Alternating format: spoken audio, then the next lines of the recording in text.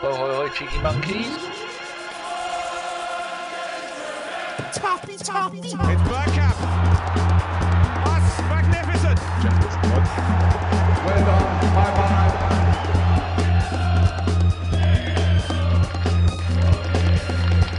Be like the Arsenal. Be ambitious. Come on. Hello and welcome to Bergkamp Wonderland, an Arsenal podcast. This week we are trying something a little bit different. We're going to split the show up into three parts. Part one is going to be the review of the Bate game and the Southampton game. Part two is going to be Bournemouth and Spurs preview. And part three is going to be listeners' questions, Fyffes forum and gentlemen's nods. So, on with the show. Tonight I have three guests. We've got Steve in sunny Poland. Right, Steve? Yeah, I'm fine actually. It has actually been fucking sunny. Polluted as fuck, but it's been sunny.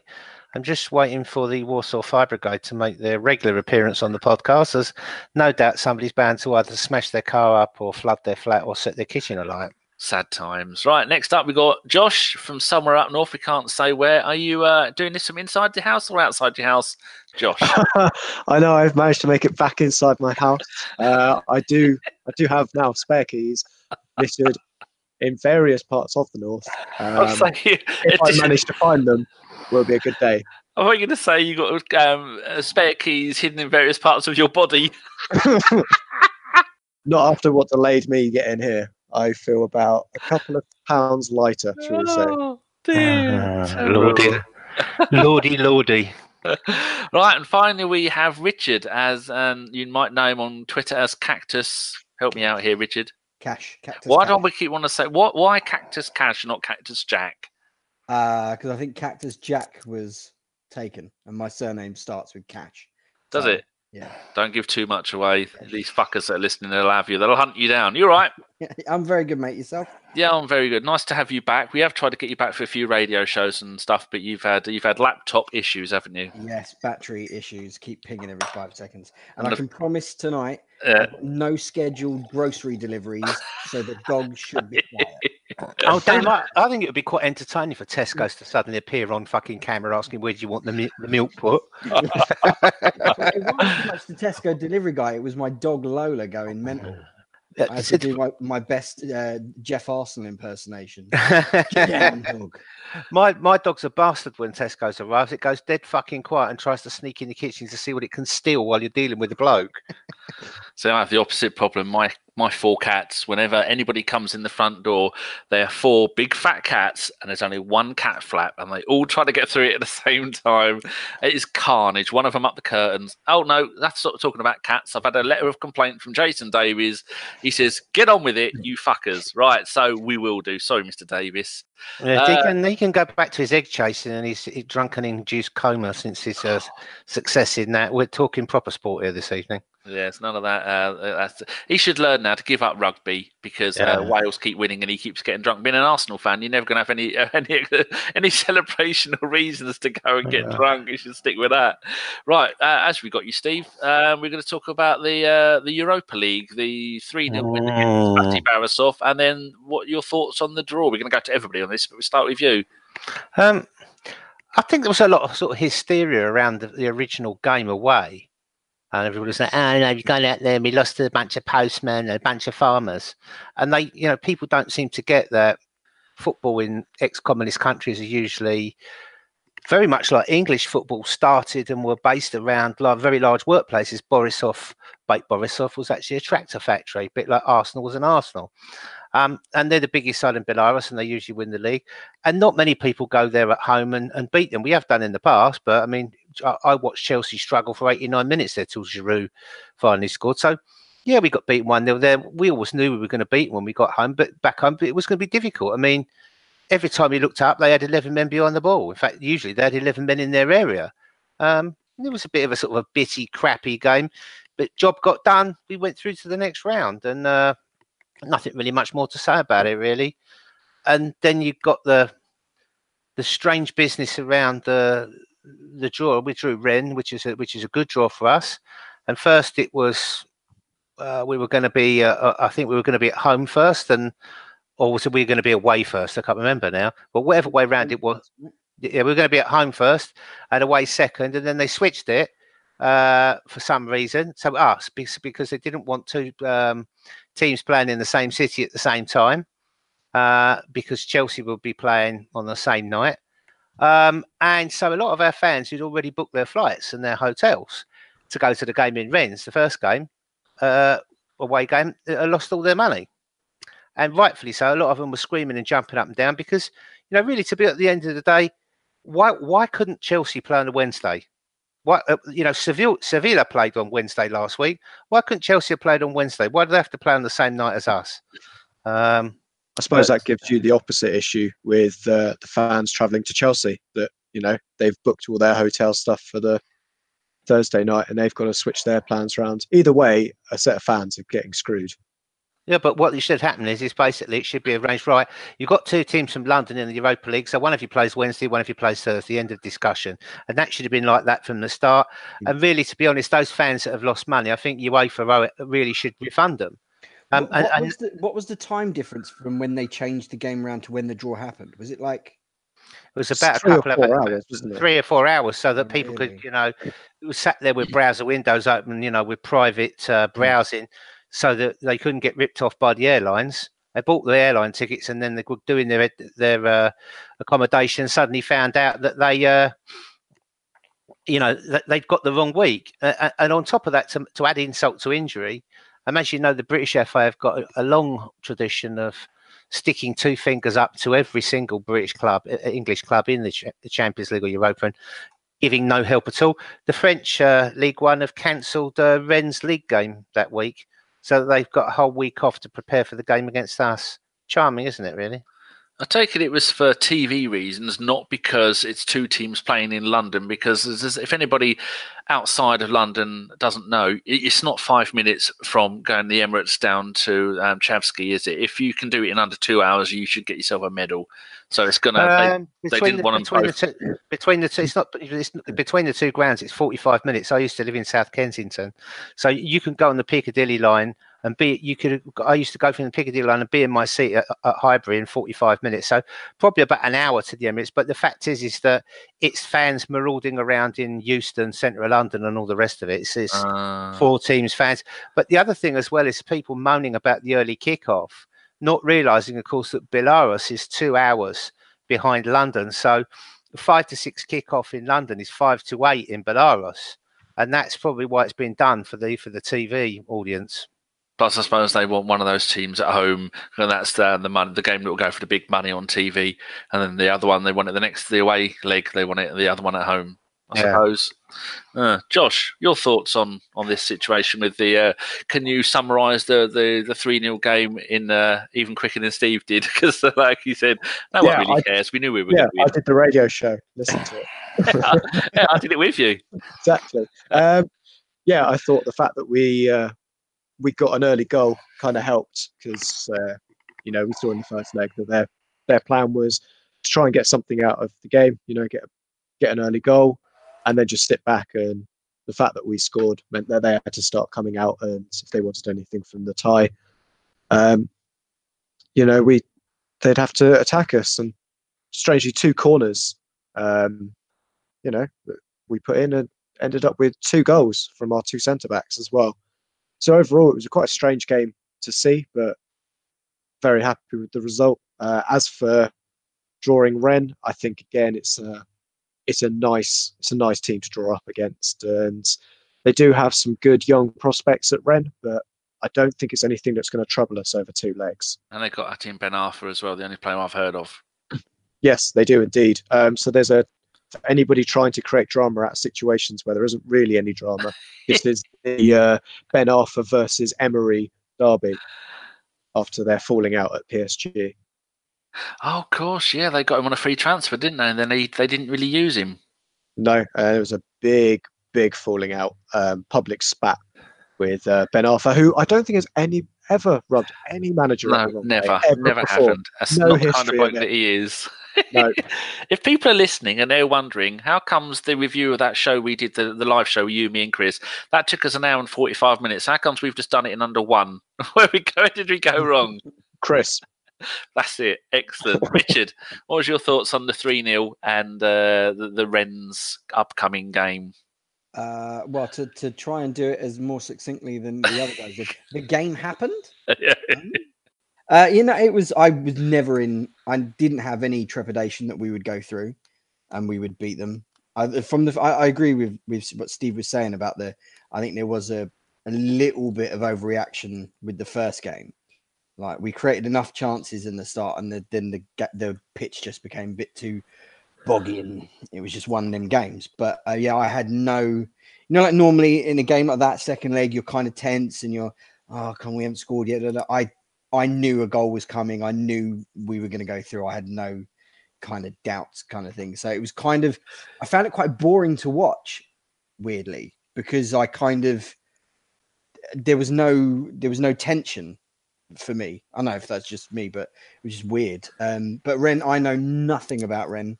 Apart from I've now found out that Hatim Ben Arfa plays. I only found out because I just looked. It's just looking. I'm only going to say this to annoy Chris, but the game that Steve was saying they cancelled is against a team called Nimes, and in the game after, actually they're playing my boys Khan away after that. I've pronounced that one correctly. So I may find some more names later to mess up. Just a Guingy Camp. That's my favourite French team to try and mess up just for Chris. So. Yes. Are you confident of beating Rennes because they're 9th in the French league, but all their other fixtures for a month either side of the games of Arsenal are going to be cancelled, and the French league are going to loan them all the players they want from PSG?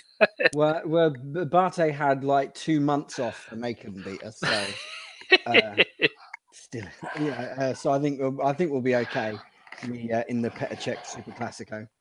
Oh, Leicester have scored. We had a complaint in the YouTube comments. Will you stop watching the fucking football and just do the podcast? Because the last time we constantly kept going on about it. So no more mentions about that. Right. The next part we're going to go and do is, we were going to do it in 3 parts, people. Forgot to say that before. This is part 1. Nice and organised. Right, the main part of the part 1 is going to be the Southampton game, Steve. They had a 15-day break and in warm weather training in Tenerife, and they had a manager who I really rated when he was managing in the Bundesliga. They had our Red Bull Rasenball Leipzig, their first season in the Bundesliga. He took them to runners up in the league. Pretty impressive in Europe. His second season, he got them 6th in the league, and that was it. After that, he quit, and now he's manager of Southampton. So, what was your thoughts on the game?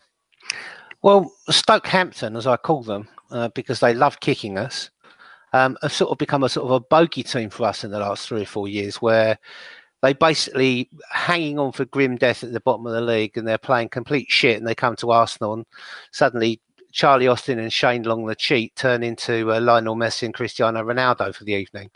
Don't most teams do that against us? No, they don't. And Southampton also, with James Ward-Fowles, as I refer to him, will also get away with at least 15 or 16 bookable offences, and they usually manage to injure a couple of players. So it was a game that I sort of thought, oh Christ, they've got a new manager, and they always bloody well turn up against us. But I think this thing with new managers is like this.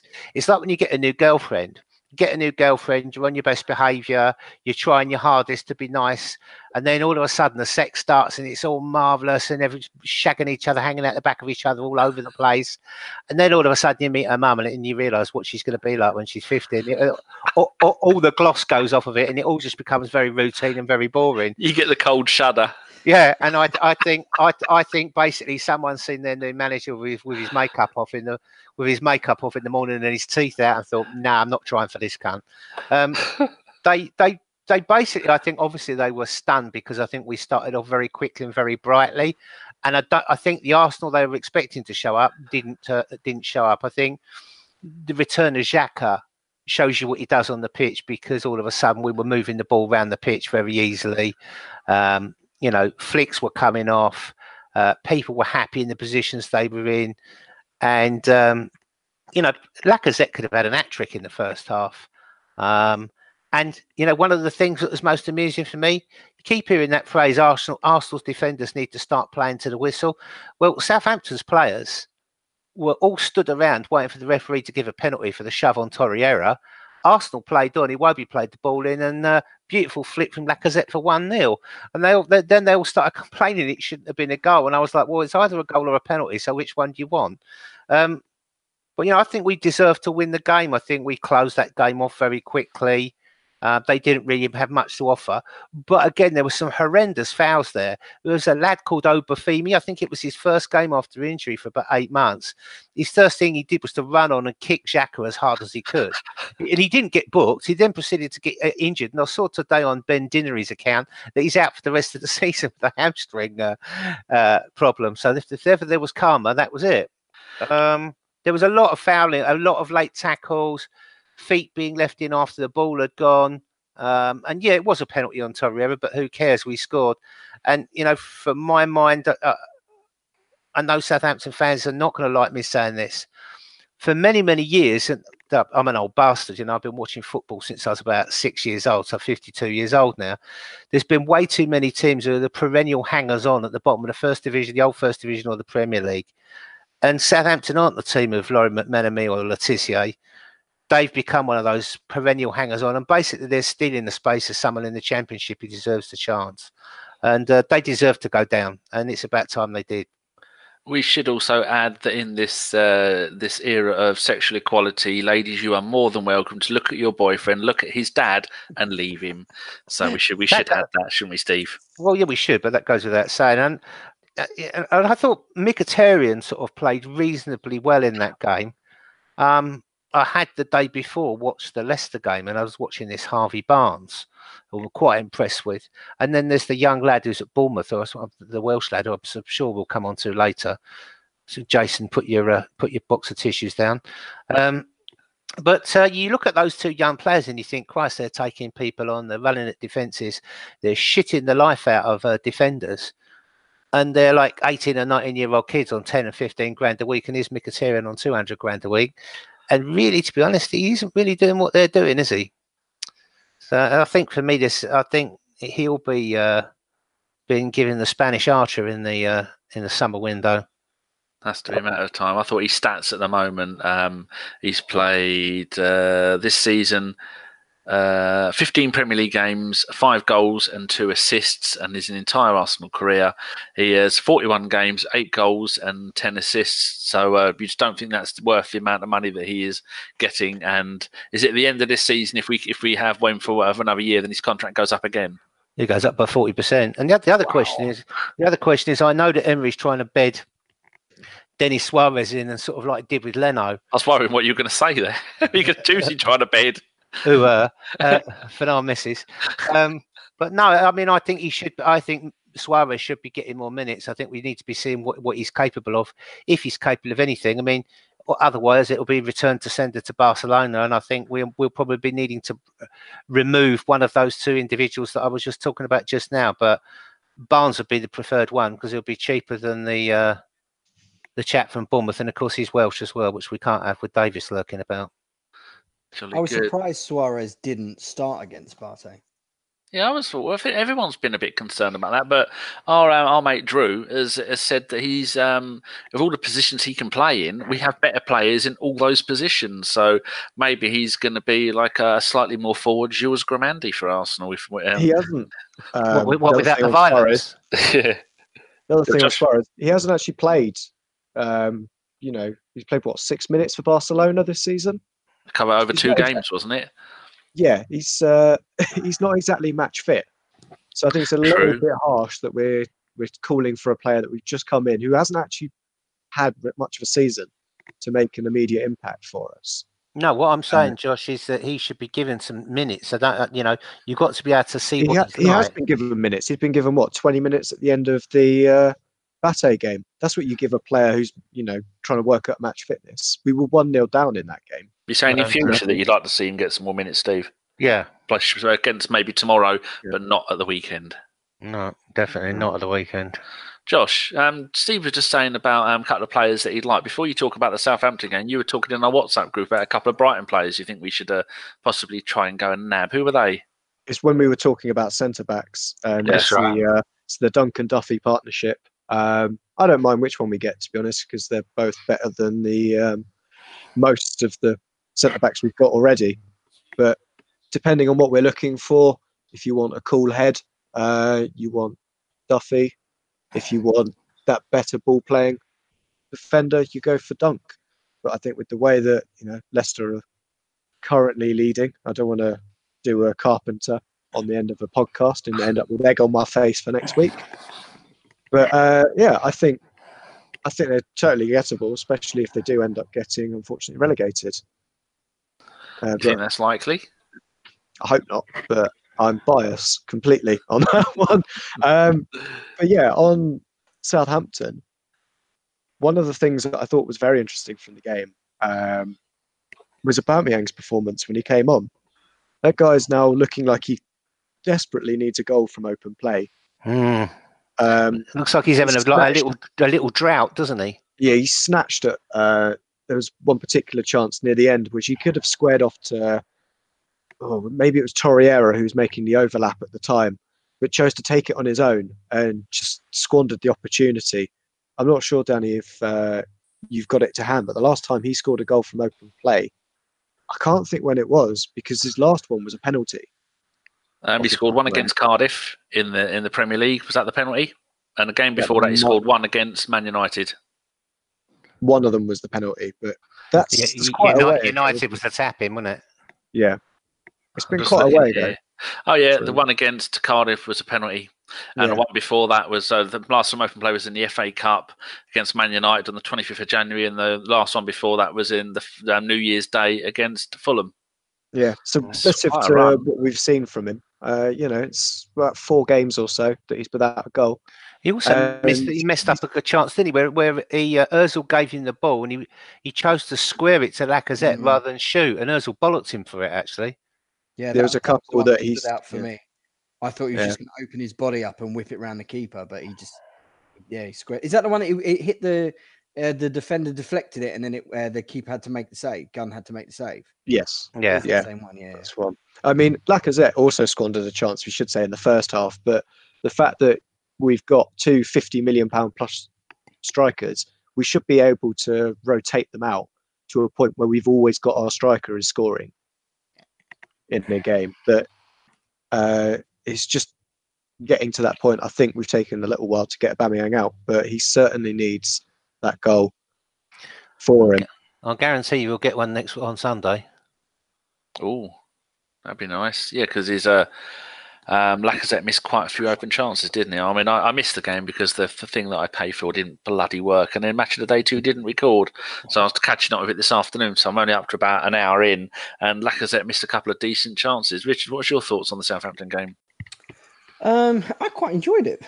To be fair, I thought Leno made 2 really important saves, which I think they like I said, we were vitally important.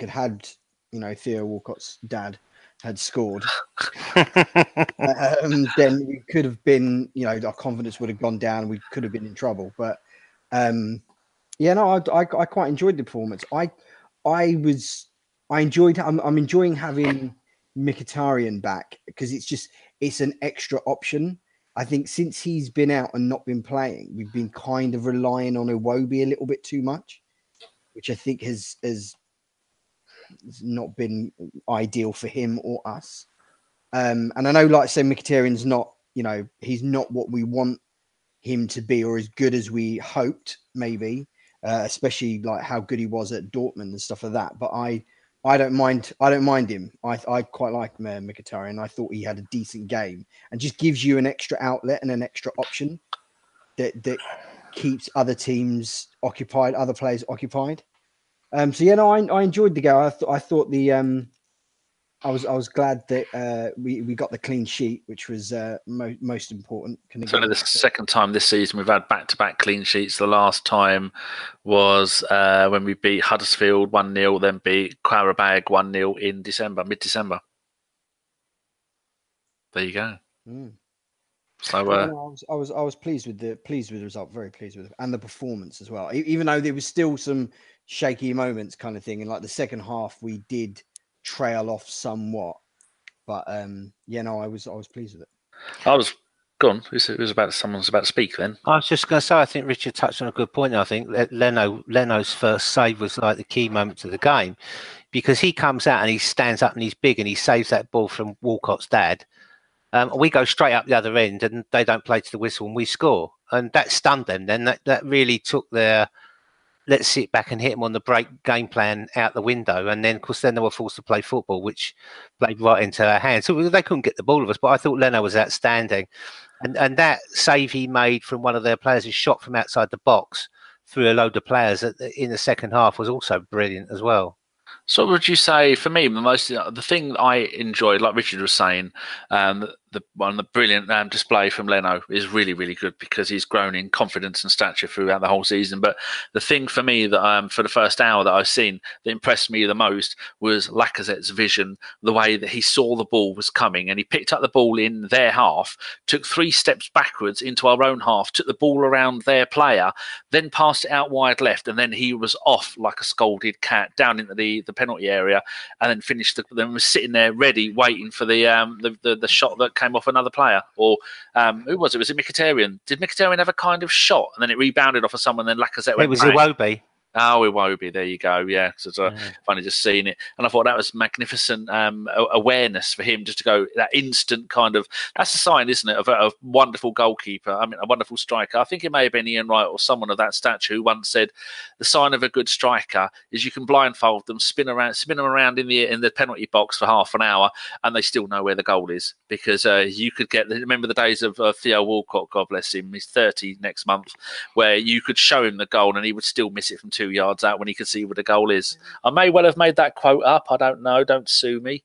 But the thing is, with Lacazette, I think what he offers so much more than Aubameyang is his build-up plan. It's his hard work for the team. You can see him sometimes run 30 yards back to rob somebody from behind.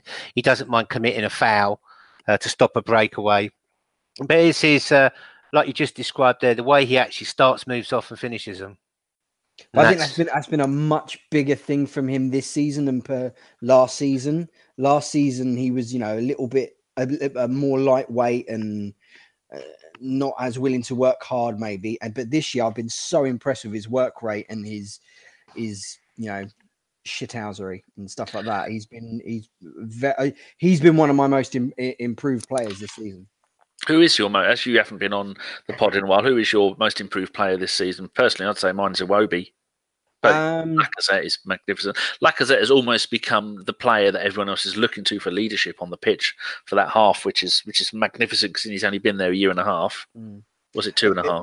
Iwobi would have been one of mine. Is up there. I thought up until his injury, I thought Bellerin was another one because I think I stated it on the transfer show that I was on where I said this season for me was a make or break for Bellerin, and I thought he up until his injury, I thought he was very, very impressive. And the fact that now since his injury we've missed him so much, just kind of showcases how important he's become and how far he's come. Yeah. I think Kolasinac as well, he's improved, not only going forward, but you can see, during matches, they were highlighting it on Match of the Day, actually. Shearer was praising the hell out of him, shock horror, basically saying, that he's made all these attackings, he's running, he's trying to get his team in the box, but also as well, he's putting his body on the line to block balls and take people out. And of course, no one wants to argue with him as well. There was one scene where somebody runs on and they fouled him from Southampton. Immediately realised who it was, and they were running straight over. Oh, are you all right, mate? Oh, I'm really sorry. I didn't mean it. If that had been one of the others, they wouldn't have bothered. But they knew revenge was coming, and surely enough, about 5 minutes later, bosh, straight into the advertising banners. There you go. Thank you. Good evening. It is great to have seen an almost complete evolution or revolution of a player's career at Arsenal. He came in the beginning of the season, as we all know, and was he a left back? Is he a left wing back? Is he a left winger at times? And then it's almost been for the last 2 or 3 months, you've seen him actually change his game, improve his defending ability. His crossing ability is probably one of the best at the club at the moment. Would you agree? Yeah, I think Liechtenstein is a good crosser of the ball, though. Perversely, it's just the problem with defending. I think Kolasinac's one-on-one defending has improved as well. I think that's where he was getting caught out. I thought Saturday, the Southampton game was his best performance as a left back for us. Where normally, like as he does, is like quasi winger, kind of wing back kind of thing. But yeah, no, I was impressed with Kolasinac. I thought he was very, very good. So sticking with you, Richard, how close do you reckon that was to our best available 11 at the moment? With who would you say it could possibly have improved that 11 that started against Southampton? Ozil and Ramsey, but like Ramsey did a different job than what Ozil would have done, kind of thing. But I think it was as fairly strong as you could really get. Really, no, I can't think of anyone else I would have probably brought in instead of anyone else. Steve, would you make the case for a possible Jenkinson? No, definitely not. I think there's a lot of romanticism about dear old Jenks, bless him, but he's not good enough to play in the Premiership in my view, and he's not going to get his contract renewed. I think that says it all. But I thought that was the strongest possible squad we could have out there, and I think it was very noticeable as well that midfield was not only more solid but more direct, more accurate, because you've got two players in there who don't need 58 touches on the ball to make a pass. I know Xhaka had a brain fart once, but we got away with it. But I like explain to people what Xhaka did, because that was hilarious. He basically just crossed it straight across the pitch to an ongoing from the right back position ish. Yeah, to an ongoing Southampton forward. Luckily, who got robbed by one of our players he didn't see coming. But Xhaka does that occasionally during matches. But was that a different one to the one where he kind of lazily chipped it into the middle and Ward-Prowse then had a shot which went wide? Yeah, that was another one. But for me, I just think Guendouzi's a great player, but he's 19 and he's got the issue that Iwobi's got. It's about when to run, when not to run, and that he needs to pass the ball quicker. He needs to know where his options are rather than have to think about it. And when you need one or two touches, that's when you get caught either with the late foul or you get the ball nicked from you, or you end up running down a blind alley. And Torreira doesn't do that. Torreira gets the ball bumped, it's gone forward or it's into safety straight away. And the difference Xhaka makes in the middle of the park. So I think it's pretty much the strongest side we could have put out. But I also think, that Arsenal fans, we need to really get it in their heads now. There is no such thing as the first 11 under Unai Emery. Emery picks squads to beat an opponent.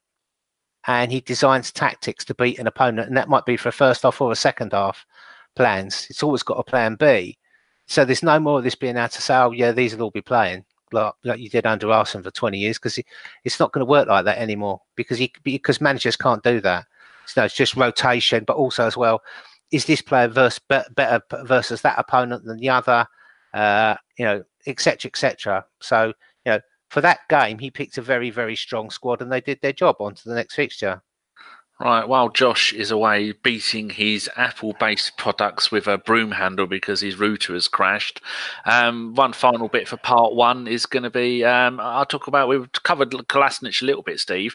Monreal is fully fit and back in the squad. So do you think Monreal's future at Arsenal is going to be more of the left-sided centre-back? Or do you think maybe he's just resting him because we've got quite a few games in a short length of time coming up?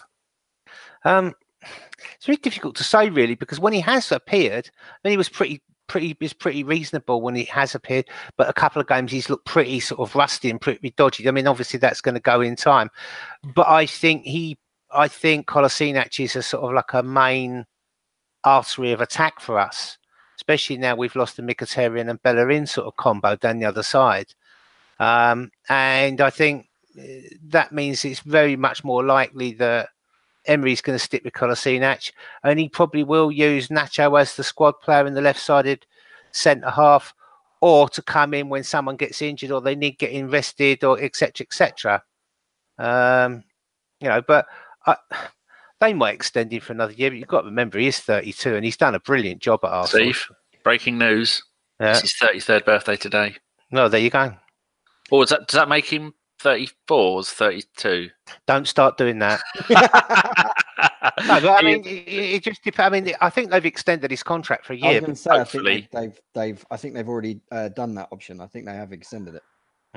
Good. That's good because he's been with us now for 2, 4, 6. It's his 7th season, 227 games, 10 goals. When you look at him last season, 38 games and 6 goals. Richard, what a magnificent player he is.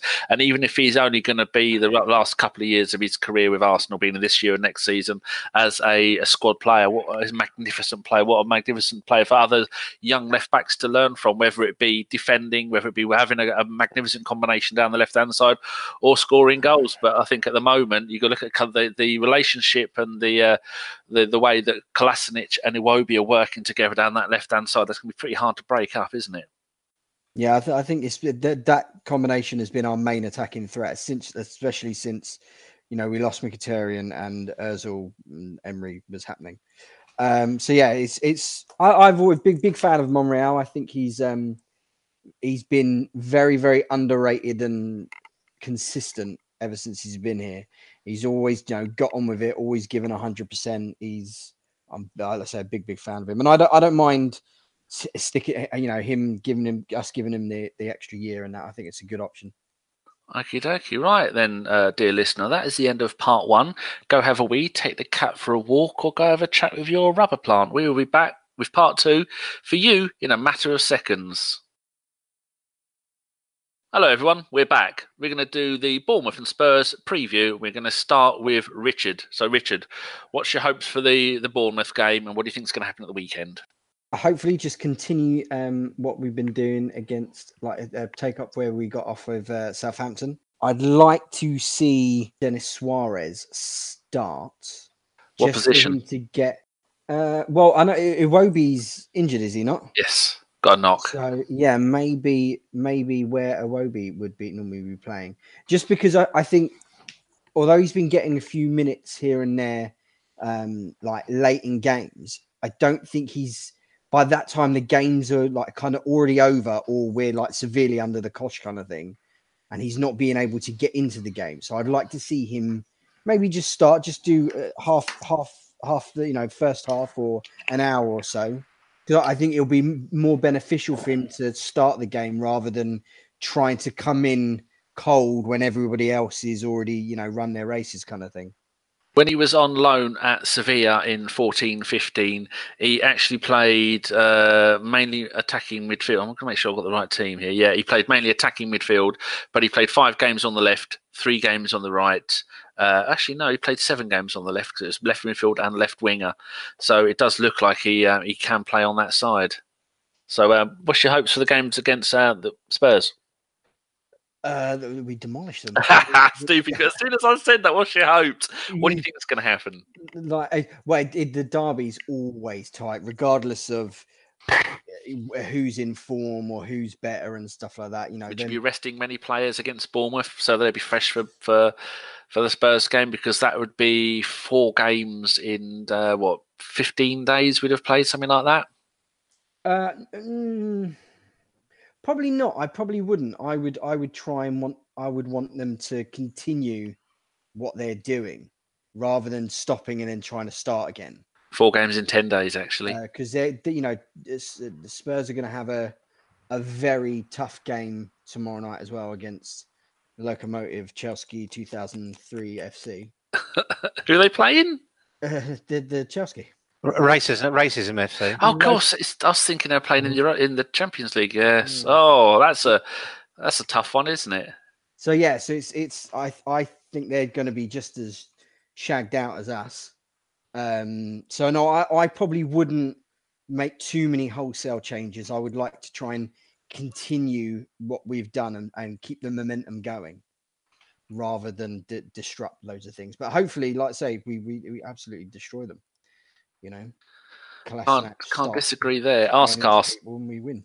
Askcast was talking about this today, and I think they decided that they wanted the plague or a sinkhole or something like that just to come and envelop both teams, and lots of injuries. I kind of want what happened in '91. I want a 22-man brawl and a points deduction. No, it's Spurs. They won't get no. If anything, Chelsea will have points taken off them and given to Spurs, won't they? Because Spurs can do no wrong. Apparently.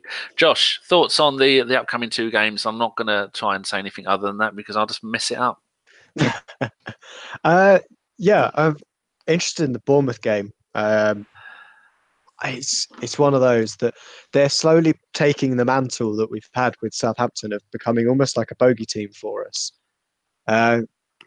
But fortunately, I think with their last result and the injuries that they've got, we might be playing them at the right time. David Brooks, who is the Welshman that we've already alluded to a couple of times, he's out, as is Callum Wilson.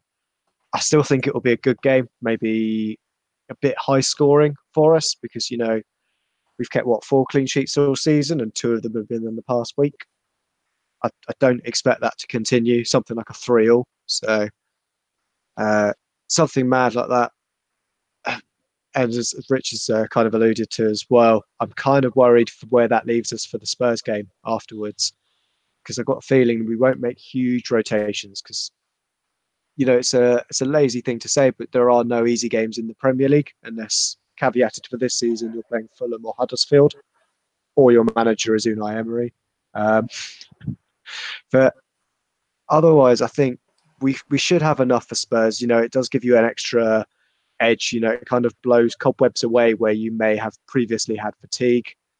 I expect a properly strong lineup for that one, with presumably Lacazette coming in, and Ozil, Ramsey hopefully starting in that game as well, with them getting a bit of a rest from the Bournemouth game. Fair enough. Steve, looking at the form table for the Premier League, which is your last 3 in your last 3 home games, last 3 away games, Bournemouth are 13th with 7 points. Arsenal are 6th with 12 points. And just to make you smile, Chelsea are 15th with 7 points as well. So Bournemouth's last 3 away. Bournemouth at home or away? They're away. We're at home. Okay, so their last 3 away games, played 3, won none, drew none, lost 3, scored none, conceded 7. Is that right? Bloody hell, that is right. That's awful. They've been smashed. So, what's your thoughts on the upcoming 2 games, Steve? I think Josh is right. They have sort of got the mantle of a up-and-coming bogey team over us. And whilst David Brooks might be injured and Callum Wilson might be injured, they've also got Joshua King. They've got Solanke.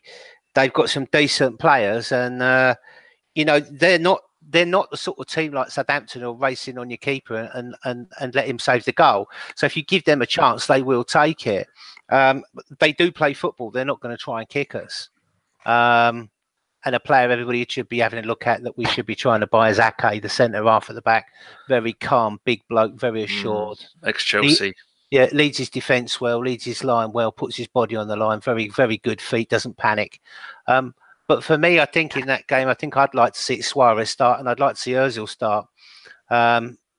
Those are the rotations I'd be making, and possibly be looking at seeing if you can get Aubameyang some target practice in that game. It won't be easy. I think we'll win it. It's at home. But they will have a go because they'll fancy themselves against us. And he's quite an astute strategic coach. So it'll be an interesting game.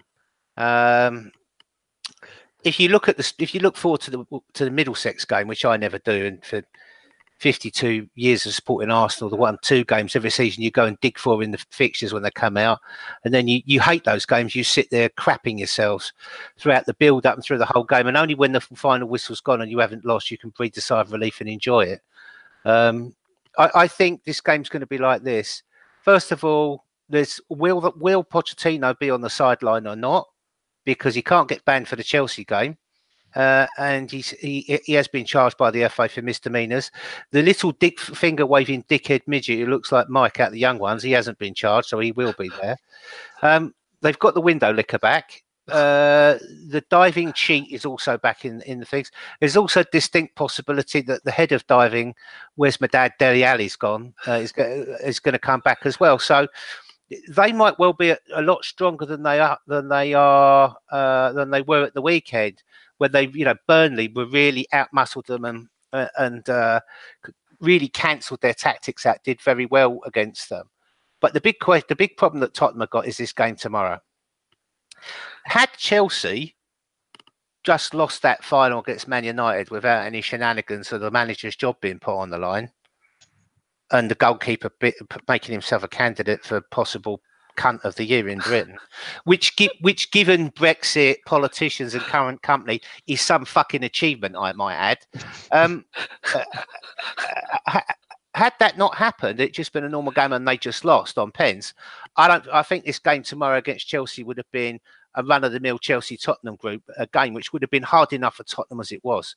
I mean, you know, how many other teams' players appear on Sky Sports and so after you've beaten them and stopped them winning the league and stand there laughing like Eden Hazard did a couple of years ago and say, our fans told us they didn't care what we did. We had to beat them. They didn't want them to win the league.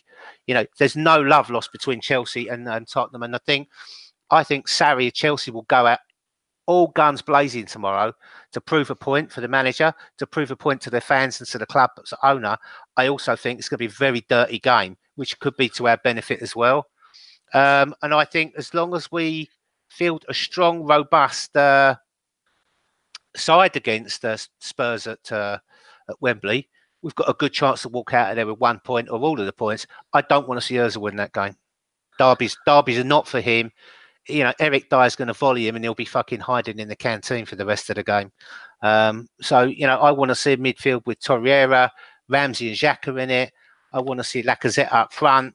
And I want to see, you know, us being able to outmuscle them all over the field and outrun them as well. And this is the other thing is that someone needs to show our squad the Burnley game that they played against Spurs, because their tactic was this: don't let Son get the ball anywhere near the area, foul him before he gets anywhere near it, take him out, take the diving opportunity away, and they nullified him the whole game.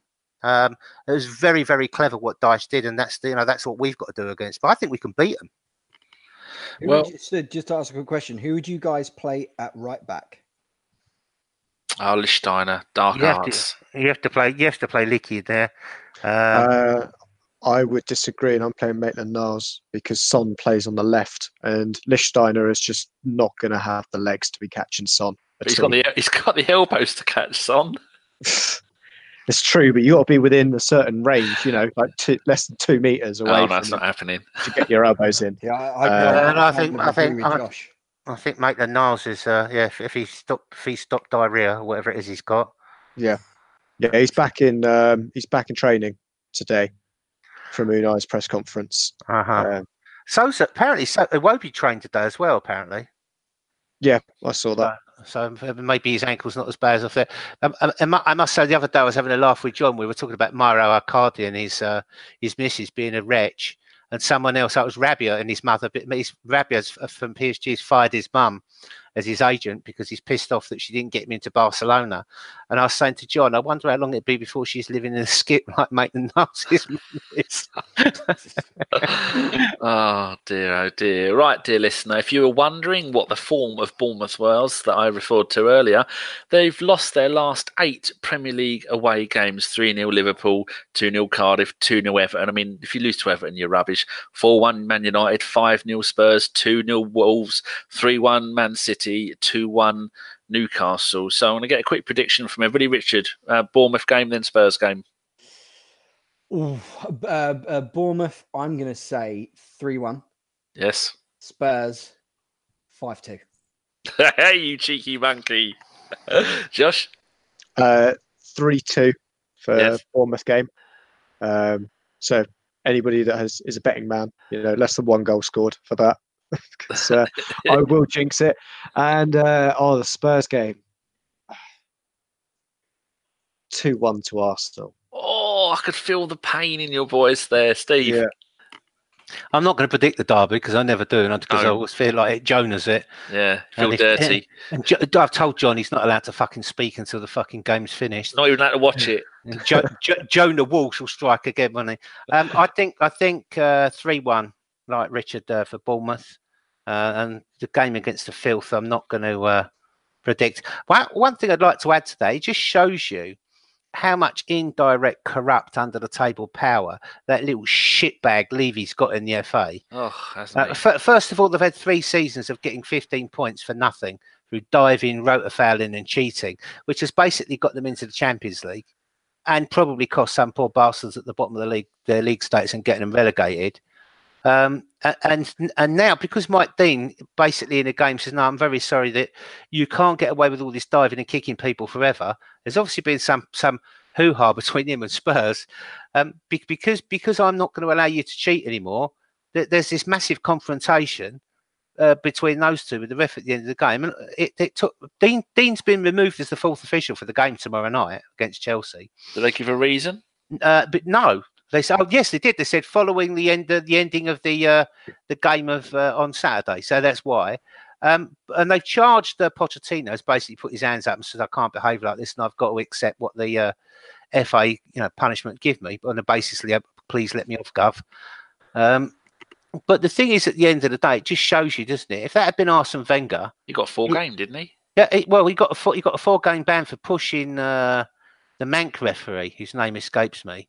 Taylor, wasn't it? Yeah, Anthony Taylor, and then had proceeded to have all the other refs punish Arsenal by giving shit decisions against us for about a fucking 2 months. Then Unai Emery got an $8,000 fine for kicking a water bottle, which accidentally hit a supporter, who he went and apologised to. And then you've had Klopp wandering about on the pitch, and Liverpool having offside goals galore.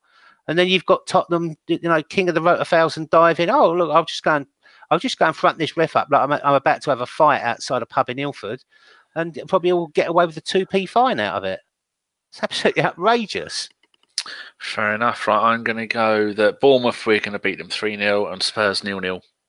I don't like Steve. I don't like to predict the Spurs game, but it has to be done. Right, I think that is us all done for part 2. We'll be back with part 3 in a minute. Yeah, we're all off to use hygienic wipes because we've had to mention the T word. Right, so Steve's going to open part 3 with listeners' questions. Well, he isn't, because you haven't put him in the chat window. Yeah, no, I've just had another one. Not many this time. We've got not many listeners' questions. Uh-huh. We do have lots of answers. So when you do the answers, Josh, there's one of them. We will see that it's actually, I'm not going to go and get any more. So what I'll do, I'll put them both in the chat box now, so you can have a look at them. I'm going to go and highlight it all again and chuck it in. Listeners' questions. Right, you will see there if you go down to listeners' questions. Oh, question. What the fuck has it done? Oh, for fuck's sake. It doesn't like it when you put too much in there. Right, ignore all of that lot. I'm going to put it in again. If you put in too much text. Put it in a bit by bit. Yeah, I'm going to. Right, so that one, put a gap, then put in listeners' questions. Right, that's worked okay. And then I'm going to put another gap. And then I'm going to go and get our question. Okay, let's go and copy it. Here, there. Oh, there we go. If you look where it says Mark, Prez in the Champions League final, Mark, Tom Douglas, Camille, Emilio, and Jimmy, they all say basically the same thing. So where did the question? Oh, I see. No, confidential. Yeah. So, Josh, do you see those ones in the middle? I will start looking now where it says Mark, Perez in the Champions League final, Tom Douglas, Perez in the Champions League final. There's 5 people there, all with the same answer. So I can see them. Yeah, so you can either say Mark, Tom, Camille, Emilio, all say Perez, or you can read them all out one by one. So you make that choice. Steve, you open up with hello and welcome back to part 3. Yep. Here's listeners' questions. Right, Richard, just a warning. I'm going to come to you on this right back question. Can you see it there? No. Right, it's in the chat box on the right. Can you see them?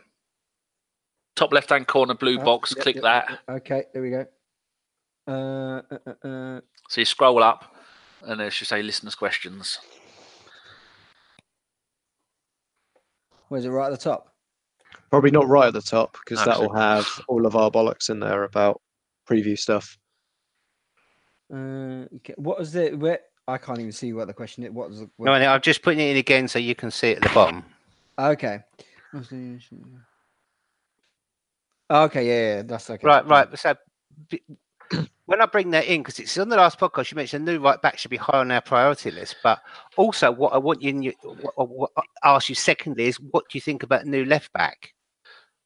Yeah, because we've been linked with some Spanish left back, and I can't remember his name. Anybody know? The last fullback was Wan-Bissaka. We got linked with today. Yeah. Ask in the WhatsApp group, Steve. Was it Gaia? Oh, no. Who's the fucker? Moreno. Too late, sir. No, it wasn't him. No. We have been linked with Moreno. Yeah, but I said young. Moreno, isn't he at Liverpool? Yeah, he was at Sevilla with. Well, there you go. Unai, so you know, Sevilla is the new Dortmund. I think this kid plays in Portugal. Oh, Grimaldo for Benfica. You're just making stuff up now, aren't you? I think Josh might be right. Anyway, we'll come to that. Right, so I'll be all ready and I'll be all comfortable. Yes. Mm-hmm. Right. So then you do this, and then Josh, you do the Fyffes forum, and then I shall go. Then you go back to me. So Steve, you hand it over to Josh. Josh, you hand it back to me, and then I'll go, right, gentlemen's nods. So if you could all think about your gentlemen's nods rather than going, I don't know, like Chris usually does before listing off a name of 50 people he'd want to shag. Mm-hmm. So whenever you're ready, Steve. 3, 2, 1, and welcome back, listeners, to part 3 of Bergkamp Wonderland Arsenal podcast. It's now listeners' questions time, which will be followed up by Josh doing Fyffes forum, and then we'll be talking some more bollocks. So the first listener's question is from Noir Confidential, and this is for you, Richard. On the last podcast, you guys mentioned that a new right back should be high priority on our priority list for the summer. Should we be looking at an experienced player who can jump right in and be a solid backup after Bellerin gets back, or a younger one who can rival Hector for years? Also, some names would be nice. Names is not going to be the biggest skill on my forte, but I would say that I would go for a younger one that we can cultivate and establish a rivalry with Bellerin to help them both get better. I think this, because we're going to probably play Bellerin more often than not, I think getting like an older person, a bit like Lichtsteiner's, not going to help, because I think once they're not going to get a lot of games kind of thing. So, and I think that you're then going to get the thing where when they do come in, are they going to, like, say, get used to the Premiership straight away? It depends if it's a Premiership experience right back, which normally is going to cost you like lots of money if you're going to get down the experience route.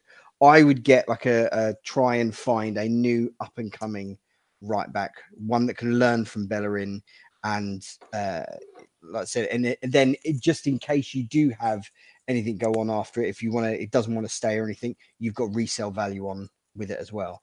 I'm not too sure about names per se. I think, Steve, you were saying about a Spanish right back that we were linked with. Well, there's always a usual thing, and it's somebody in the newspapers looks down who used to play for Seville when Emery was there, and then sees where they're playing now, makes up a sort of a rumor, sort of akin to that. I mean, I agree with you. I think we are going to have to look for someone who's rather up and coming or young rather than an established name. I think that also applies to the other side. Josh, what are your thoughts on left back?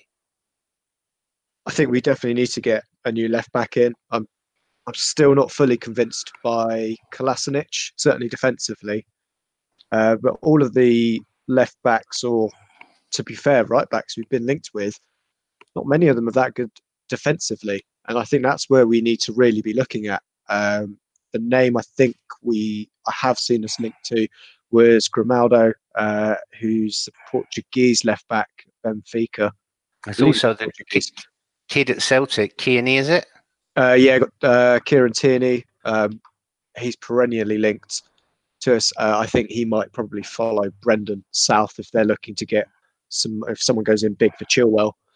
That's an option for us, I think. But again, he's fairly... Chilwell could play in the back four. He did so for England, can do quite well defensively. He'd be probably someone on my list I'd have a look at. We've also got to start looking at where our homegrown goes in, as one of our homegrown talents has now decided that he's better off going to Juventus. Who would think that? But yeah, that's where my We're kind of worry We're is. going to lose Welbeck as well. That's another homegrown. Yeah, absolutely. Space in the midfield. And we've got like a gap in our generation where like Nelson, Maitland-Niles might become eligible as homegrown. Smith Rowe still isn't old enough to count as homegrown. So we do need a player in that kind of 23 to 27 age bracket that is homegrown to make sure we've got enough in our squad. I think Callum Chambers, when he comes back, that'll be one less. Yeah, that's true. He'll come in. But I saw the rumours of that Wan-Bissaka, and I can't see us blowing 40 million on a right back, whether to take over from Bellerin or be an understudy to Bellerin. I can't see that happening, him coming to Arsenal. So I see this. Go on, Dan. Oh, I'll say I look at this a different way because we all know that Emery, like you were saying earlier, Steve, or it might be you, Josh, that Emery no longer will play the same formation all the time. He changed it from team to team. We play three at the back, then we need wing backs who can go forward, which is Kolasinac is fine doing that, but Monreal can't really do that, especially now that he's getting older. But Bellerin can do the wing back, or if we play four at the back, he can do the right back. Now on the left hand side, we've got Monreal who can do when we play four at the back. I think he's more comfortable. And when we play three at the back, I think Kolasinac is more comfortable. So you've got those two covering at that side. So if somebody does come in to cover for Bellerin, I was just looking at how many games Bellerin plays a season. This season, 19. Injured. Last season, 47, 42, 44, 28. So whoever's going to come in, you're going to think at right back, Bellerin can play right back, he can play right wing back. For him, they're both exactly the same. So I think that we need someone who can be more of a left back there, and so we keep Kolasinac as our left wing back, and someone to replace Monreal at left back, because Monreal is maybe, like you're saying, he signed the extension to his deal, but after that he's going to go. So we need an understudy. So the gist of that, Bellerin's got it covered, both positions at right back. We need one to cover for left back because Kolasinac he's getting better, but I wouldn't rely on him in a 4-4-2 covering just at left back on his own. So I think we need a young defending left back. But I don't think the left back problem is something we need to address this summer. No, next summer. Yeah. Well, the right back is an issue we have to address in the next window because Hector, even when he comes back, he ain't going to fucking come out and play 47 games on that leg. No way. So we do need someone who can come in. They might be up and coming, but they've got to be a good defender first and foremost, and they've got to be somebody who can get up the pitch and combine with the other players. And I think you've got a player. You've got to say, well, will Hector retain that pace he had before he got that injury? We hope he will. An injury that can sometimes hamper someone's ability to sprint and stop and sprint again, hasn't it? Yeah. So there's that. And secondly, the thing is with the player who's had the injury, we don't want to be making him play 50 games anymore. No. To sort of like lengthen out his value and use to the club. So maybe we do want to do that. I think just the question also where we're sitting depend on what European competition we're in as well. Yeah. So what kind of right or left back we go for. If we're in the Champions, yeah, well, it's the thing that if we're playing in the Europa League for that kind of group stages, do we need to have got a right back in, or could we get through with one of the youth prospects playing there for a bit? We need someone who can drive a 4x4. Yeah, the problem is that, you know, when you start Europa League at the beginning of the season, you're not playing it in isolation, are you? Still got to play in the league. Yeah, exactly. You can get away with it in the Europa and the League Cup, maybe to some extent, but you know, not in the rest of it. Interesting. So, Josh, one for you from James Howson. He says, with Diaby retiring this week, many saw him as a player with bags of ability, but didn't show it all for Arsenal. Who's the player you guys think was the one not to live up to his potential for the club? I think everybody can answer this, really. Oh. Go first, Josh. I think everybody's got very similar answers, but there are so many. Which one shall I go for? Players that didn't live up to the potential. Don't say Arsenal, that's my choice. No. Jack Wilshere. How dare you, sir? I mean, if you look at the kind of ceiling we put on him before when he broke through compared to the ceiling he's at now, they're two very different. two very different prospects. Yeah. Very Danny, what was yours? Did you say me? I was busy. Yeah. Andre Arshavin all day long. When he first started, I mean, you look at the first 2.5 seasons he was at the club, he was really, really good. And then it was his third season where things started to go wrong. And I think Wenger lost patience with him, started to move him out wide left rather than letting him play in the Bergkamp role, which is where he made his name playing for Zenit and for Russia. And the way he started his career with those 4 goals against Liverpool, absolutely magnificent. And even people are going on about Diaby retiring. Arshavin retired in the summer as well. He was playing for Kariat in somewhere cold. And he had a few seasons there. Now he's retired, but I don't think enough has been made about that. But you're just talking about Jack. His third season for us. His first season 8 games, then 7. His third season 49 games and 2 goals. And then after they all turned to shit. So, yeah, I agree with you. Just as an aside, I think he's a really good choice because I think if you look at that Diaby, he was just ruined by that Sunderland player. Then he came back and he was ruined by Essien, and he was ruined by another player the week before. And those 2 tackles by a Chelsea player and someone else, they just ruined his career. And he had bags of ability. Arshavin, if you like, ruined himself with his off-the-pitch antics, which we can't really go into. But let's just mention the word distillery, and I think we all know what we're talking about. But Jack, I mean, it's a case in, he's a player who had the ability, who one night was ripping up Barcelona to bits and was, getting plaudits from Xavi and who's the bald-headed geezer he used to play with? Iniesta and Pep Guardiola, and then the next, for 4 years later, he's like on sick leave at West Ham. So yeah, what's your choice, Richard? Mine would be Jack Wilshere. I agree with Josh completely. There was always, like, in a slightly different question, there was a player. Do you remember Fran Merida? I remember first watching him, and I was like, "Oh, this kid's going to be fantastic," and he just never progressed. I think he's slogging around is it Spanish second division now? I think so. Mm-hmm. But yeah, Jack Wilshere for me, the talent that boy had, not just the Barcelona. I remember watching him in a few reserve games, and him scoring an absolute ripper, cutting in from the right hand side.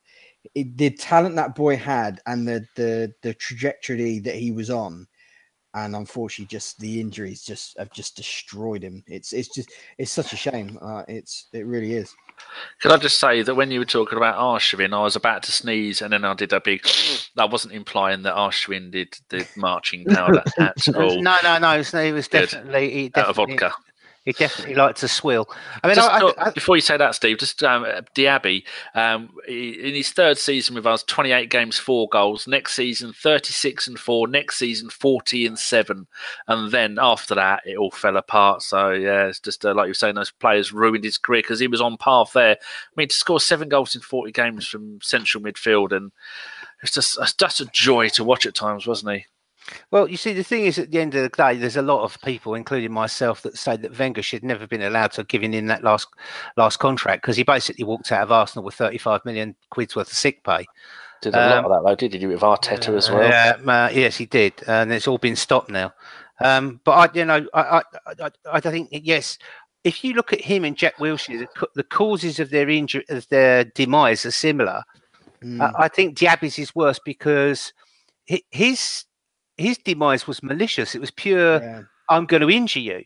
Whereas in Jack's, it was more sinister. It was referees not protecting him or allowing, one of the England team's best prospects since Gaza to be kicked off the pitch and ruined. I guarantee you, if he was fit. Jack's thing was he would always invite the challenge. Yeah, this is the other long. The last I remember drawing the player. I remember Gary Neville saying to him that him and Paul Scholes were going to get him after, make him do extra sort of training after England games and help him remodel his game. And he refused to do it. The dribbling is what makes me what I am, or the dribbling is what makes you get injured. This is what Guendouzi's finding out in a minute. The fact that we still remember to this day that Sunderland twat's name. Yeah, he's working in a call centre now. Yeah, but for me, I think the worst one player that never realised his self at the club was Edu. Brilliant, Rob. brilliant finisher, a player that would have won us the league, no doubt. That leg break was as bad as the Croatian Brazilian guy. Oh, Eduardo. Oh, Eduardo, but he's called Edu in Croatia.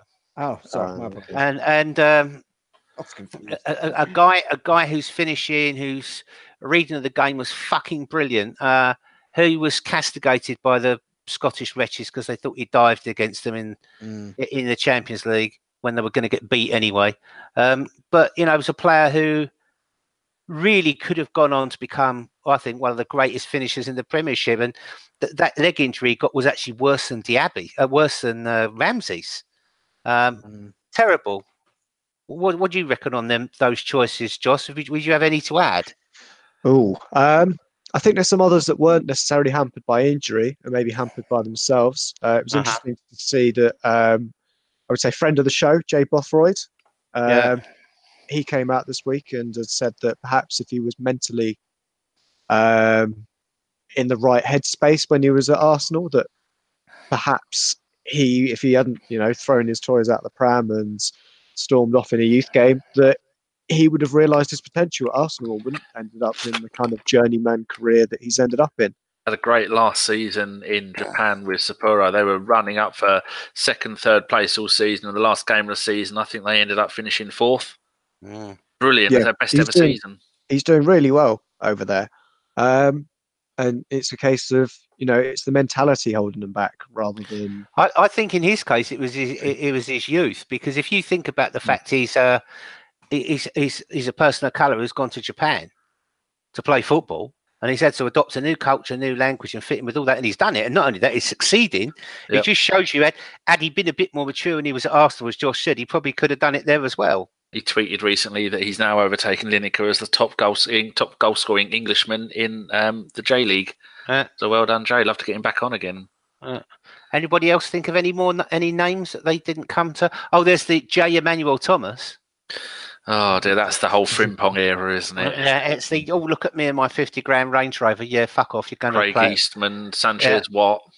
Oh God, Sanchez Watt got caught selling cup final tickets. Just that Fran Merida is at Osasuna in the like Richard was saying, the Spanish second division. Eastman was on the marketing team at Nando's, and then you got Frimpong, who got sent to Russia for punishment, didn't he? By Wenger for some reason. Sent to the Gulag by Wenger for some reason. So whatever he'd done must have been particularly heinous.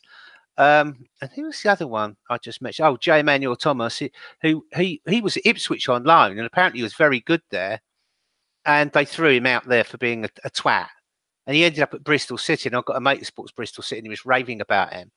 And I said to him, I'll bet you 30 quid, but at the end of the season, your manager will fuck him off for being an arsehole. 3 weeks later, he sent me a text. Yeah, forget that bet. He's gone, bomb. There's been so many of them, unfortunately. But we were all arseholes when we were teenagers, early 20s. And sadly, unless you got someone to put their arm around you and say, look, come on, listen, this is what you're not going to agree with me, but you need to do this. And you can be a twat once you retire at 34. Just keep your head down, get on with it, and then do the best with the ability you've been given. But so many just get shit advice, and they have loads of hanger-oners that are scumbags and have done nothing with their lives, and they ruin it for you. Yeah, I remember such a common story. A brilliant quote by Gerard Houllier, and he was sort of like being quizzed as to what the fuck Steven Gerrard was doing in a nightclub night before some important game. And Houllier said, "Yeah, I've talked to him about nightclubs. That he actually can buy one when he retires." So true. So of course Gerrard, not to be undone, said, "Well, Thierry Henry's just bought a lot of wine collection for £5 million." So Houllier turned around and said, "Yeah, but he doesn't drink, and he isn't going to start drinking until he's retired." And that was sort of like Gerrard sort of looked at the floor and stomped off. 1-0 Gerrard then. Yes, right. No, Houllier, not Gerrard. Yes, exactly. Right, and here's we'll start with Uncle Danny on this one. Oh Jesus! What are your views on Bernd Leno now that we are 2/3 through the season? He seems to have grown throughout the season, becoming more and more consistent, even winning us points on his own. Seems to steal at 22 million quid. That's from somebody suspiciously called Josh Robinson. Why is that suspicious? Suspiciously like our Josh. It's not called Robinson, no, is he? No, I know. No. I'm trying to make a joke. Oh, sorry. I'm busily trying to find Leno on the Wikipedias. Yeah, he's played 25 games for us now. Cost 22 million quid, and he's only 26. Oh, he's 27 years old next in March. Wow, I thought he was a lot younger than that. There again, for goalkeepers, you're coming up to your prime years, aren't you? So I'm very happy with him. Yeah, he's the initial confusion with our defenders going, we have to play out from the back, has been adapted. So at first they were struggling with it, now they're doing it. And now I think Emery has been a little bit more lenient with them. You don't always have to play it out from the back. He is actually getting a chance to kick the ball out from the back. A few decent long-ranging goal kicks are happening. He's got more communication skills with his defenders, as we've seen lately, especially with the back-to-back clean sheets, of which he was only the goalkeeper in one of them. I do know that. But I do feel more secure with him in goal now than I did at the beginning of the season. Crew will say, no, this would probably be Czech's last season. Maybe Leno will get the cup games and maybe get a few Premier League games towards the end of the season, and he didn't. He was thrown in after Czech was messing up and struggling massively to cope with the playing out from the back thing, and he's taken it in. And I think if you'd have asked him when he signed for Arsenal, at what point do you expect to be number one? And number one would be like playing the Premier League games. He wouldn't. If you'd said to him that you're going to be doing it after being at the club for 2 months, he probably thought, well, I'll have that, but I don't expect that. He was probably expecting that at the beginning of this upcoming season. So I'm really happy for him. And if he carries on playing the way he is, the fans like him, the team seems to like him. We're quite solid with him at the back. It just needs to have a few more defenders in front of him that he can rely on, that aren't going to come in on a skidoo and sliding in all over the shop. Even that has been cut down a little bit. Thinks he could be a little bit more vocal. I'm not sure how many other languages he speaks. I would think, being German, he speaks English and German. So there's a few Spanish players there, but they all speak English as well. But it's just these sort of things. As a goalkeeper, you don't come in as just a goalkeeper. Like a striker, you can come in and you can just get the ball and go and score the goals. As a goalkeeper, you've got to work as a unit with the rest of your players, the rest of the defenders. And with the number of, this season we've had 7 players at left back. We've had about 4 players playing at right back. That's not an ideal situation, which is probably why it's taken him so long to settle and the defensive unit to look more solid. If we'd have played all season with Bellerin, Monreal, Koscielny and Socrates playing all the big games in the Premier League, I think you'd have seen the whole team look more defensively solid much earlier than what it's taken at the moment. So I'm really happy with him, and it's going to continue to next season as well. Thank you for the full carpenter there. Yes was my answer.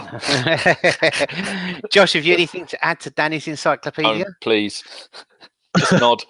No, I was going to agree. It's not on video, Danny, so I'm going to have to say some words. Well, it is on video, so they can't see you. Yeah, that's true. I am nodding. I agree, Danny. Rich? I too am nodding. I think that the only question on goalkeeping for us, now we've got proper goalkeeping coach, is... I didn't mention it. I'm with you on that one. Is Czech's going to retire at the end of the season. Do we buy this keeper from Legia Warsaw who's 19 and set him up to compete with Martinez, or do we sell Martinez and bring in another keeper? But that's probably a question for another podcast. But it's something that does need looking at, because it's going to leave a big hole if Martinez doesn't want to come back at 26 and play number 2, because he ain't going to be number 1, is he? And Ospina said I think the people at Napoli have said they want to keep Ospina. Probably going to get 3 million for him. And then Martinez, his first 2 games in the Championship for Reading, I think he played really well. The next game, I think he let in 4 or 5 goals, which isn't always his fault. Dejan Iliev is never going to be an Arsenal goalkeeper. No. That's never going to happen. And who's the other one? The young Matt Macy out on loan at Plymouth. Well, if you're ever going to be a future Arsenal goalkeeper, you're not going to be kicking your heels in League One, are you? No, Yeah, sadly. that's because we said. Well, I'd say Chesney. We sent him to League 2, didn't we? Yeah, but that was Brentford. I think that was League 1. But at that time, we'd have gone, Chesney who? No chance. Do we know that we're going to be the best goalkeeper in the world? Right. So next questions are quickies. Josh, you can have this one. This is from Bobby Shake Your Booty. Since Rodgers is now at Leicester City, how much do you want us to thump them by? Oh, is there a number higher than infinity? Infinity plus 1. Yeah. That then. That'll go. Good answer. One for Richard. Noir Confidential says, how much of our last 2 wins is down to Xhaka's return? I would say quite a lot. I think his ability to move the chains quickly and keep possession moving, I think, has been beneficial. Like you said, Guendouzi, bless him. I'm a big fan of his, but he's young. He does take a few too many touches on the ball. So yeah, I would say quite a big percentage is down to Xhaka and what he brings to the squad. I think him and sort of like Torreira are excellent foils for each other. Torreira's quite happy to run around clearing up all the shit and fucking dealing with cunts around him when he has to. You see it in a couple of minutes. Somebody will go and foul one of our players, give it a couple of minutes, all of a sudden him or Kolasinac will go and deal with them on the quiet, probably get away with it as well.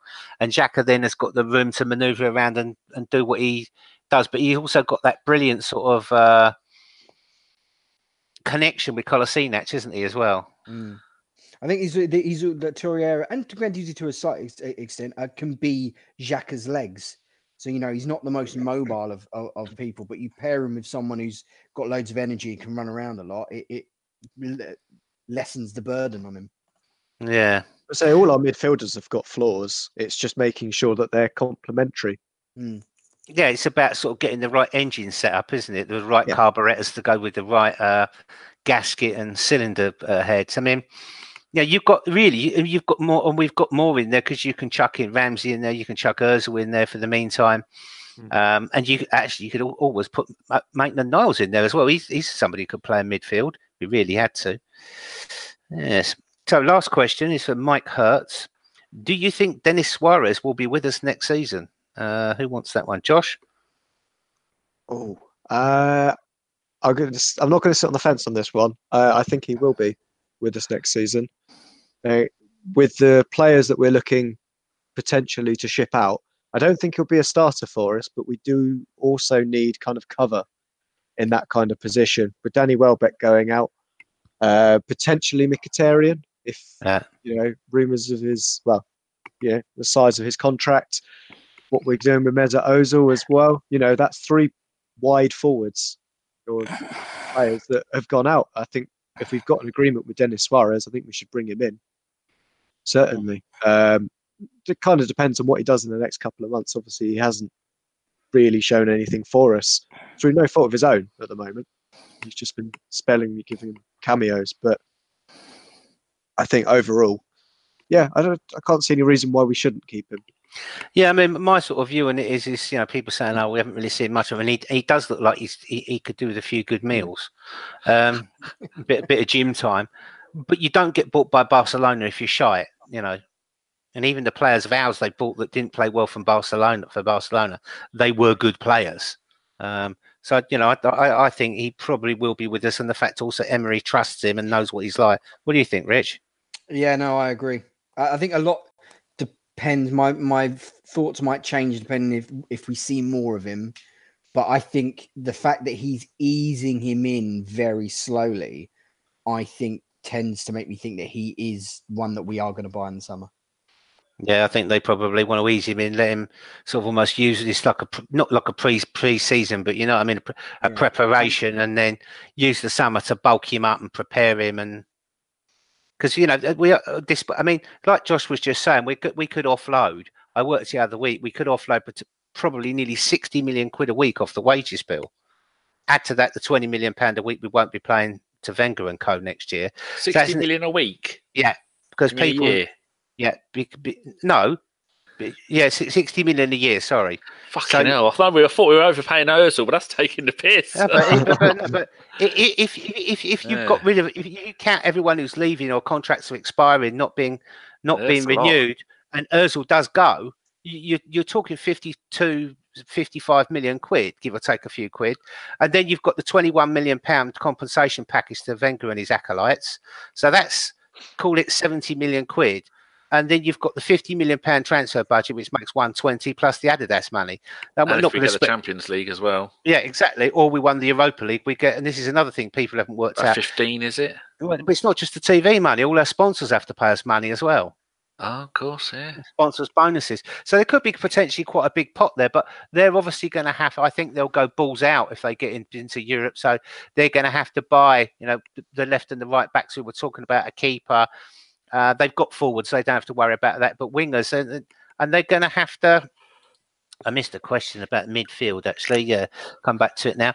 They're going to have to sort out the midfield question, which nicely brings us to the last question from Nicky Wilson, my old lover. He says, and we'll start with Dan on this. Assuming Guendouzi will take Ramsey's position, do you think Smith Rowe, Reece Nelson, or someone else in the academy can replace him in the squad? Or do we need to buy a ready-made midfield replacement in the summer? Wow, that's a question, is it? I was hopefully you can answer it after my Leno debacle with one word, and I can't now, can I? So the question is, who's going to replace Ramsey? Who's going to replace Ramsey? Well, no, what he's saying is if Guendouzi takes Ramsey's position in the first team, yes, who takes Guendouzi's position? Is it Reece Nelson or Smith Rowe?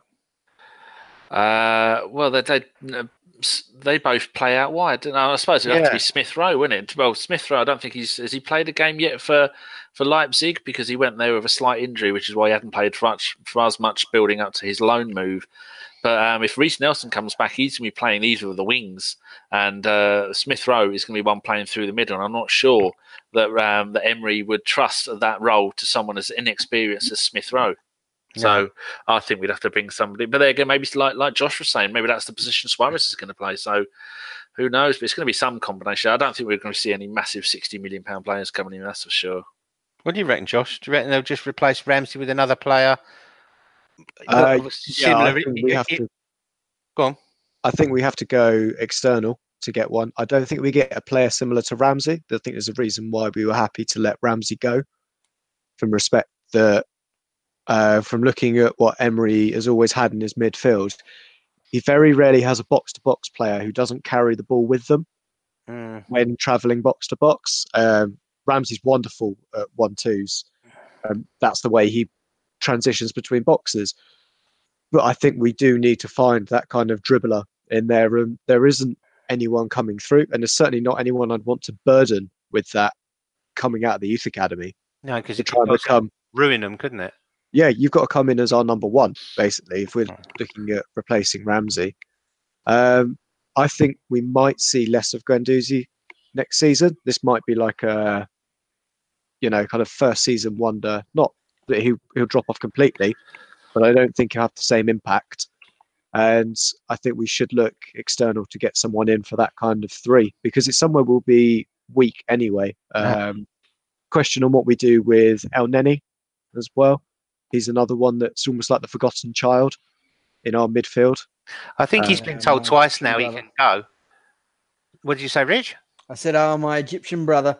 I think he's been told twice now he can go. He was offered to Leicester, were quite happy to buy him for 14 million quid, and then he refused. And then we offered him again for 12 million. Leicester came back with 12 million in the last window for him. He didn't want to go. But obviously Brendan Rodgers has gone there now, so you don't know whether they want him or not. But I agree with Josh. I think we've got to look outside. What I don't want to see is the likes of fucking Ever Banega and people like that he's played with in the past coming in there, because I don't think Banega, Krikoviak, or who's the other tall, skinny French bloke that he had at Paris? Kondogbia? No. Nzonzi. Yeah, I don't think they've got anything to offer our midfield, to be honest. I think they're too slow as well, and too old.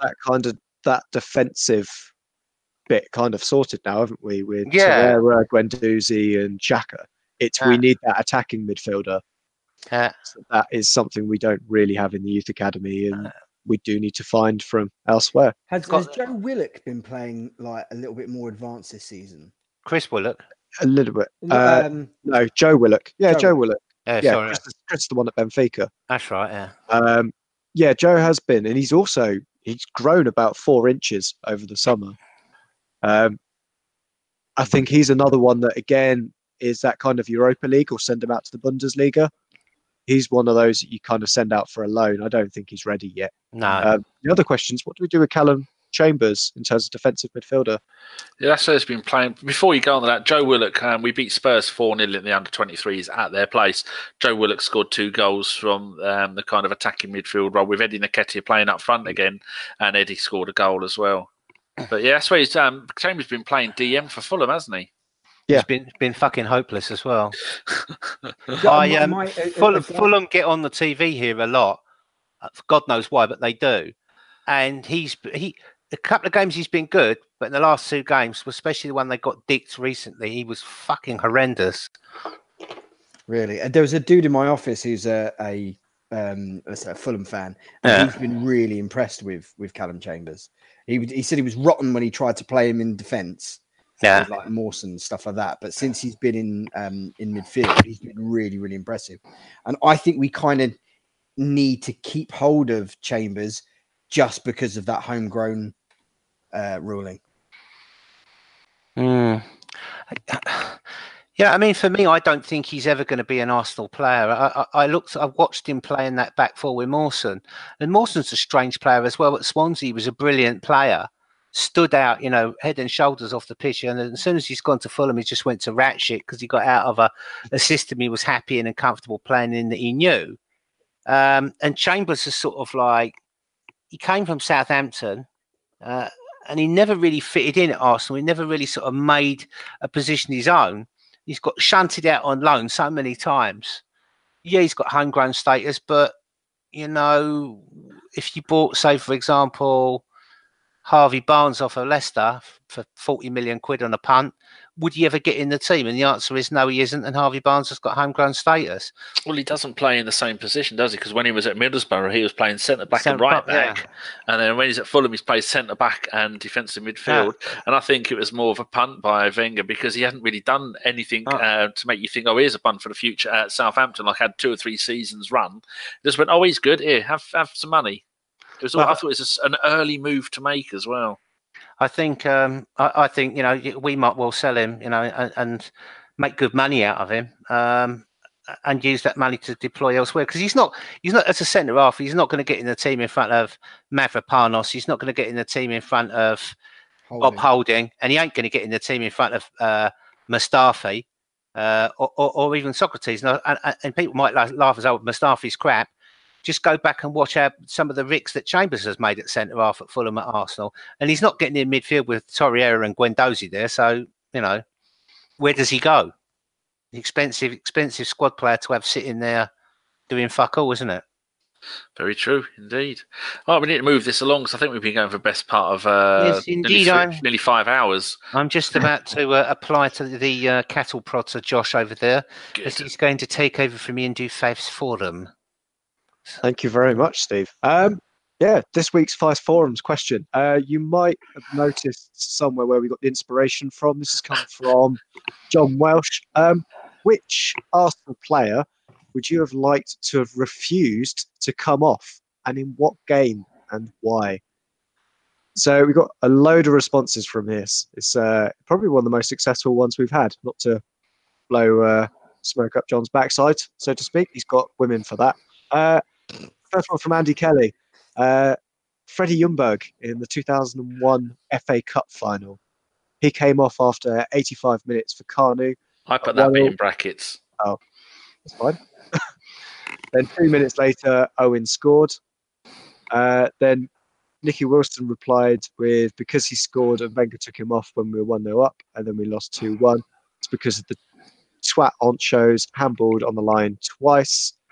And Andy has replied as well, because up to that point, we were in control of the game. Liverpool were struggling to keep him in check, and that substitution cost us the game. We have got then a raft of similar responses. We have got Bobby Perez in the Champions League final.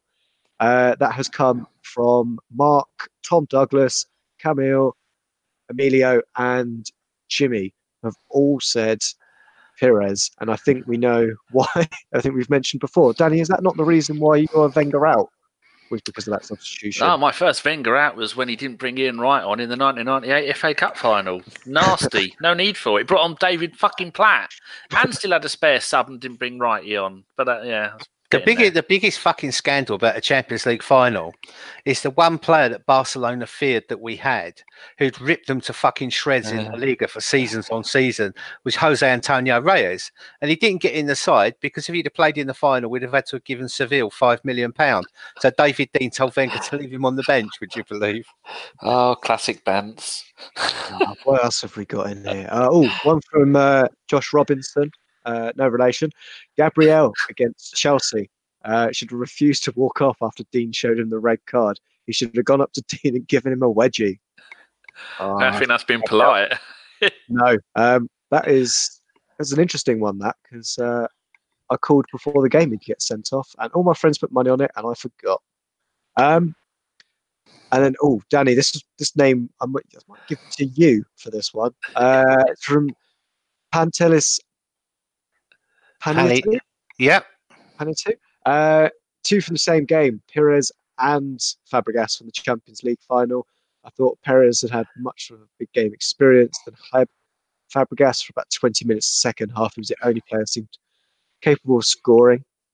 We've got one from James Gavin Story. Yaya Toure versus Barnet in 2003 should have stayed on the pitch till his passport arrived. That was fantastic answer. That was a perfect answer. On another jape, which has just reminded me of Toure's, his brother, who used to play for us, Colo, hasn't he gone on some team's training staff this week? No idea. Look, I thought he was a coach at Celtic. No, he was at Weight Watchers, wasn't he? But no, he's actually gone on some team's coaching stuff. They're saying, now Colo Toure will be known as the coach of such and such. Here we go. Colo Toure to make return to Premier League as Brendan Rodgers' assistant. Yeah, that's it. So women in the Leicester area, watch out for used car salesmen on Tinder who may look like they're an ex-Premiership footballer. He could be getting in your knickers very shortly. Or trying to sell you on his Instagram under Colo's fitness journey. Some dodgy diet pills. Yes, exactly. Let's polish off the final two. We have one from Noir Confidential. No one. I don't want our players to look like idiots and put themselves above anyone else at the club. Ultimately, win, lose or draw, the manager is responsible for the results. The others respect his decisions, irrespective of whether or not they agree with them or not.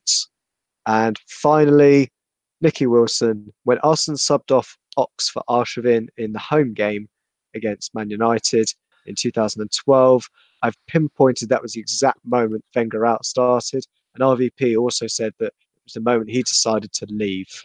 Yeah, I remember that. I always wanted to see Wenger try and sub off Lehmann. That would have been interesting. No. No, we are not coming off. You would have to make me. And everybody else thinking, no, I'm not going to fucking tell him. Leave him there. Time to go, Mad Jens. Right, is that you all done, Josh? If he'd done what the Chelsea keeper did, you can imagine him breaking into the Radio 5 box and beating up Chris Sutton as well for good measure. Oh, he's been on one, hasn't he? That fucking fat-headed tit. He's loving it. Oh, he never played for the club again. Oh, what? Yeah, 75 million goalkeeper on a free. Shut up. And now he's on a frother because Brendan O'Gee has gone to Leicester. There's no loyalty in the club. I play for Celtic. And then he was on there the other night. I had to laugh. He was on there with Ian Wright. Talking about players cheating. So Wright, he pulled him up about being a bastard at ours for Blackburn when he didn't give the ball back, played on and scored. And Chris Sutton admitted that he knew what he'd done was wrong. And he said after the game, he said, I ran down the tunnel and hid in the toilets because Martin Keown wanted to rip my head off. And he ended it with saying, yeah, I was wrong. That's what he wanted me to say. Exactly. Are we all done now, Josh? We are all done. Thank you, everybody, for contributing to Fyffes Forum. And we will have another one next week. Yes, and maybe next time I'll ask the question, because when John asks the questions, they tend to be really good. And then we get lots of answers, and then the podcast takes ages. Anyway, that's the end of part 2. Join us for part 3 in a bit.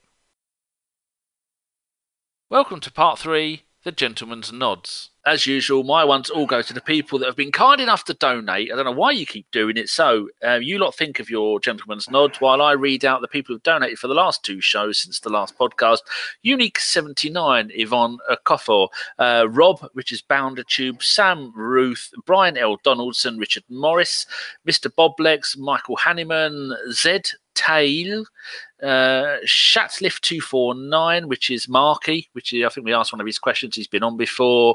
Mr. Boblex again, Yvonne again, Michael Hanneman again, Michael Hernandez, and Blair Slater. Thank you very much, everybody, you beautiful bastards.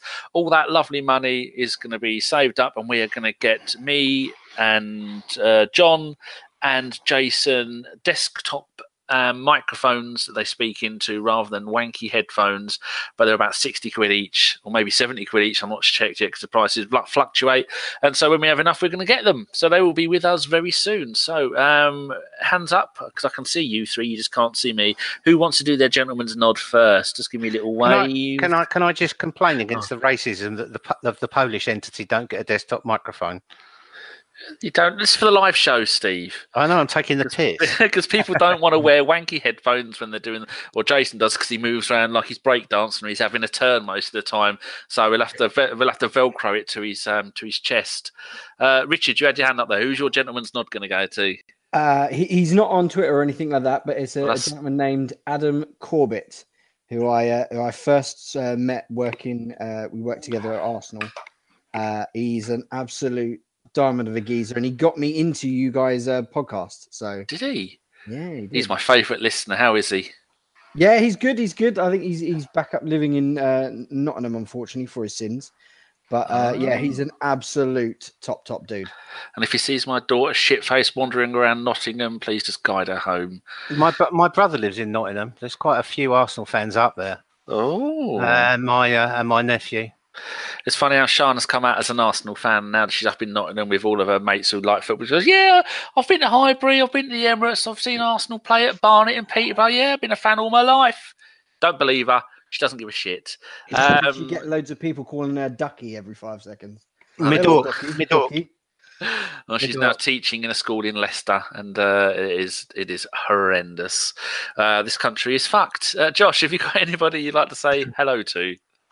Oh, I would say a particular thank you to we'll go for the Lancashire Police for the local locksmiths association. No, not the local locksmiths association. Fleecing bastards. The Lancashire Police. Criminals. I will have that for that.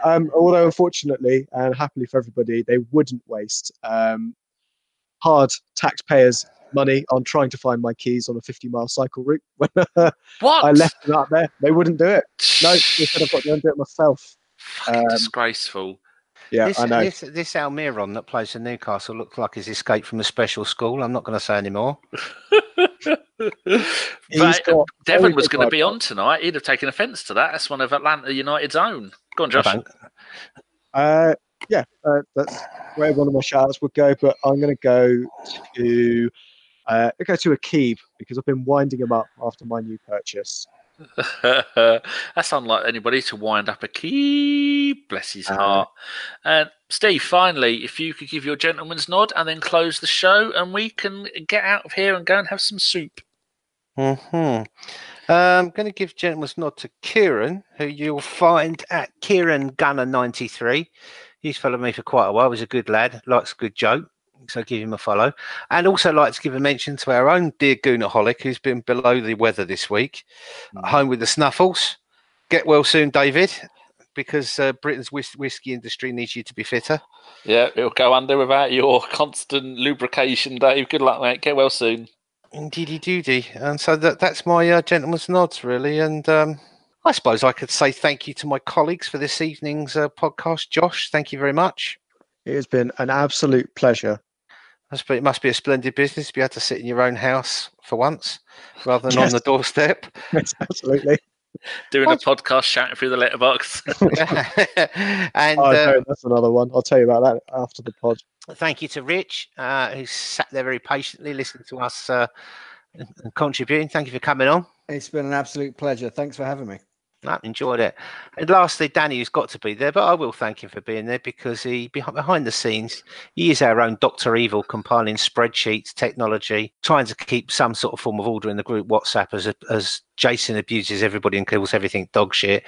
John's posting up his sexual memoirs by video. Collins is trying to distance himself from the whole sordid business now he's a proper journalist.